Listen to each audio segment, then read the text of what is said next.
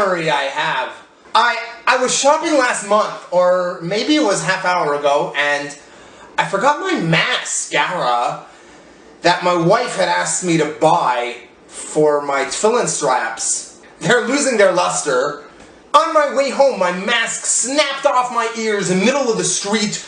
It was really embarrassing because it was right in front of my mother, who had knitted a face mask for me on Hanukkah to protect my beard from Montreal winters. It was supposed to say licensed to kvetch, but it was her first time knitting. You can see why I didn't wear it. So there I was, mask in hand, my mom, you know. So I grabbed my hat, and I always thought these strings were there to tighten around your brain so your hat doesn't fly off, until one windy day when I chased my hat for over an hour and mistakenly won the Montreal Marathon. This face mask cost me 250 bucks.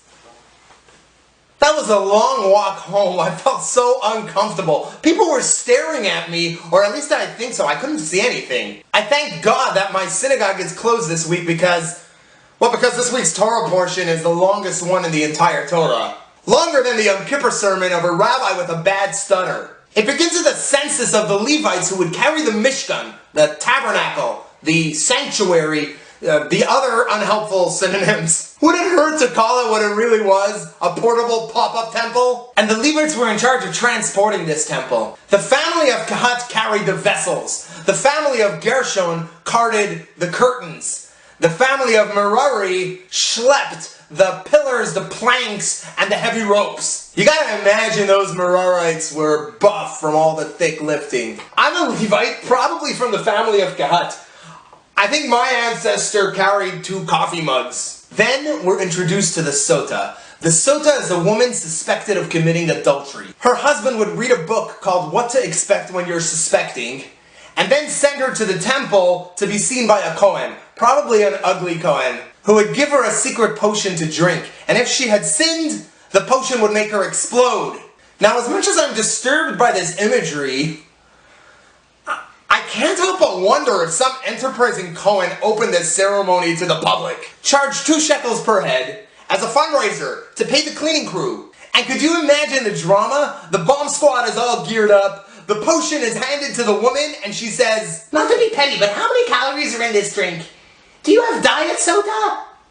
"Alright, Cohen, give me the drink." "Okay, boomer." I've conducted extensive research on the Sota potion, and what I discovered was mind-blowing. It's made of Diet Coke and Mentos. The Torah then discusses a Nazir, someone who wants to get closer to God and takes on certain laws. He's not allowed to drink wine, have any contact with dead bodies, or cut his hair. When I was a kid, I wanted to be a Nazir because I hated wine, I was scared of dead people, and the machine tickled my neck when my mom would give me a haircut. Stop it, Mommy! I'd also heard about the mighty Samson, featured in this week's Haftorah, who was a Nazir that killed many of his enemies, so I took the Nazir vow. I thought it would give me super strength, but it turns out I wasn't able to carry my Zaidi on my shoulders on Simchat Torah. May his memory be a blessing. God then tells Moses about a special mitzvah that Aaron and his descendants, the Kohanim, have, blessing the Jewish people. We still do this on major holidays in the synagogue, and the Kohanim remove their shoes before they give the blessing. You call that a blessing? More like a curse! Haven't you ever heard of Dr. Scholl's? I bet Cohen wives on holiday mornings have to remind their husbands to put on their socks. And don't wear the socks with the holes. I always forget about my socks the morning of a flight, and when I get to the airport and TSA asks me to take off my shoes, I've got a big toe sticking out. Well, now we all know I'm not hiding drugs in there, right?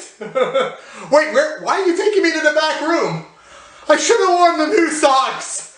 I should have worn the new socks. Finally, the Torah portion of Nasso concludes by telling us which sacrifice the tribal leaders brought at the inauguration of the altar. Every offering is exactly the same. It's like copy-paste for 12 tribes. The leader of the tribe of Shimon's name was Shlomiel. His original name was Steve, but they changed it after he mistakenly dropped some schmaltz herring on the head of the high priest. That's the Torah portion of Nasso in a Cholent bowl. Now open up the book for yourself and read it with the commentaries. And if you're going to make a face mask out of socks, make sure to use the socks that don't have any holes. I created the world in 6 days of 7, be rested and blessed, anti-stressing, I take a hit of the most potent magical potion to get in emotion. You think I'm joking? No, J.E. Defiant smoking the whole week we get used and abused and confused and confused.